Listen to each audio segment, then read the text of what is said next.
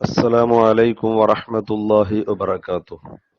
SSF Wisdom Hadith Class 165 عن جابر رضي الله عنه قال رسول الله صلى الله عليه وسلم لا تدعوا على أنفسكم ولا تدعوا على أولادكم ولا تدعوا على أموالكم لا توافقوا من الله ساعة يسأل فيها عطاء فيستجيب لكم.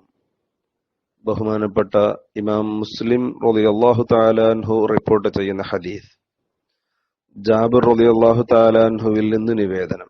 Habib മുഹമ്മദുർ റസൂലുള്ളാഹി സ്വല്ലല്ലാഹു അലൈഹി വസല്ലമ തങ്ങൾ പറയുന്നു, ലാ തദ്ഉ അലാ അൻഫുസിക്കും, നിങ്ങളുടെ സ്വന്തം ശരീരങ്ങൾക്കെതിരെ നിങ്ങൾ ദുആ ചെയ്യരുത്.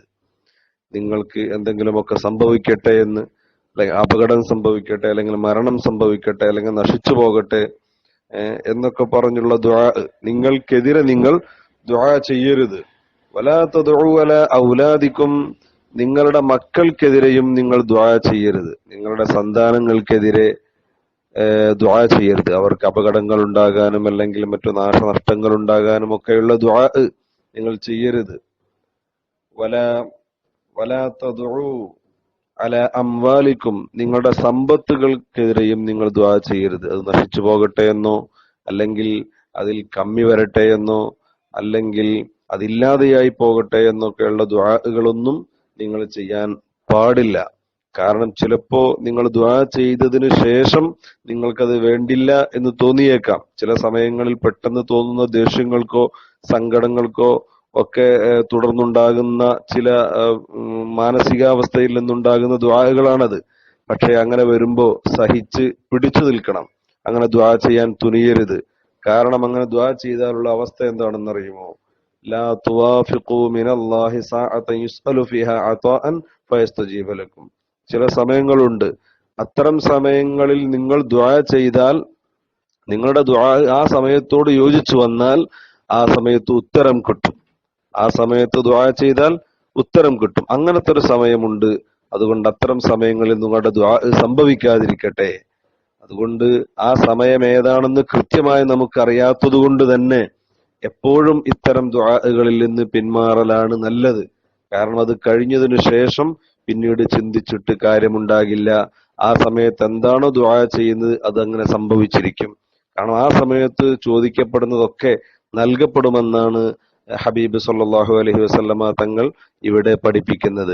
അതങ്ങനെയാണ്. അല്ലാഹു തആല ആ സമയം നിശ്ചയിച്ചിട്ടുണ്ട്. സമയം കൃത്യമായിട്ട് നമ്മെ അറിയിച്ചിട്ടില്ല. ആ സമയത്ത് ദുആ നടന്നാൽ, ആ സമയത്ത് അള്ളാഹുവിനോട് വല്ലതും ചോദിക്കപ്പെട്ടാൽ അല്ലാഹു തആല അത് നൽകും. അങ്ങനെയുള്ള ചില സമയങ്ങളുണ്ട്. ആ സമയത്തോട് നമ്മുടെ ദുആ യോജിച്ചു വന്നാൽ അത് അപകടമായി തീരും. ഇങ്ങനത്തെയുള്ള ദുആ, അത് നല്ല ദുആ ആ സമയത്തോട് യോജിച്ചു വന്നാൽ അത് വളരെ ഭാഗ്യമാണ്. നമുക്ക് ആവശ്യമുള്ളത് പെട്ടെന്ന് കിട്ടിയേക്കും.